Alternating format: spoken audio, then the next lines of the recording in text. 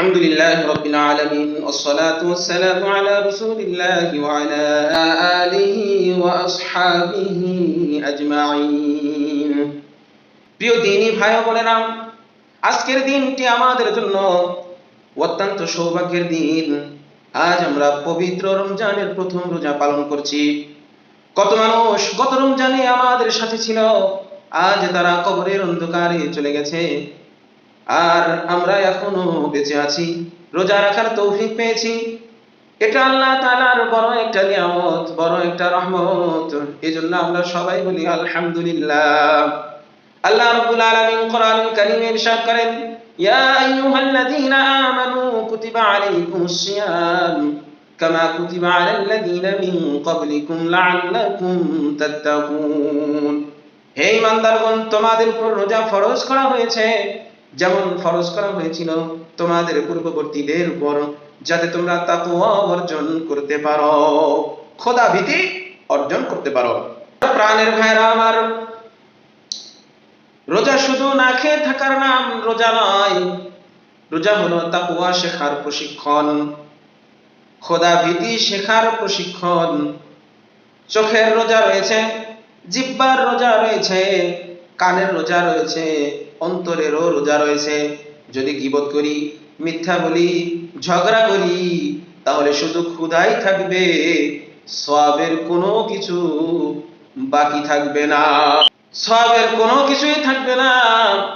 রাসূলুল্লাহ সাল্লাল্লাহু আলাইহি ওয়াসাল্লাম বলেছেন, সহিহ বুখারীতে বর্ণিত হয়েছে, মান লাম ইয়াদা কাওলাজ যুর ওয়াল আমালা বিহি ফালাইসা লিল্লাহি হাজা ফি আন ইয়াদা তাআমাহু ওয়া শারাবাহু। যে ব্যক্তি মিথ্যা কথা ও মন্দ কাজ ত্যাগ করতে পারলো না, তার শুধু খাবার পানীয় ছেড়ে দেওয়াতে আল্লাহ তাআলার কোনো প্রয়োজন নাই। অর্থাৎ রোজা হবে চরিত্র পরিবর্তনের রোজা। আবার রাসূল সাল্লাল্লাহু আলাইহি ওয়াসাল্লাম সুসংবাদ দিয়েছেন, সহিহ মুসলিমে এসেছে, ইযা জাআ রমাদান ফুতিহাত আবওয়াবুল জান্নাহ ওয়া গুলিকাত আবওয়াবুন নার ওয়া সুফিদাতিশ শায়াতিন। রমজান এলে জান্নাতের দরজাগুলো খুলে দেওয়া হয়, জাহান্নামের দরজাগুলো বন্ধ করে দেওয়া হয়, আর সবচাইতে প্রকৃত শত্রু শয়তান, শয়তানকে শিকলবন্দি করে দেওয়া হয়। সুবহানাল্লাহ, কত বড় রহমত আল্লাহ তাআলা আমাদেরকে দিয়েছেন। আজ জান্নাতের দরজা খোলা, আজ দোয়া কবুলের সময়, আজ গুনাহ মাফের সুযোগ এসেছে।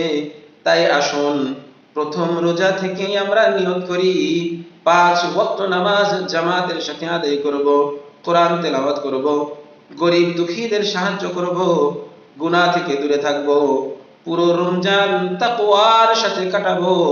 মনে রাখবেন, এই রমজানই হয়তো আমাদের জীবনের শেষ রমজান হতে পারে। তাই প্রথম দিন থেকেই পরিবর্তন আনতে হবে।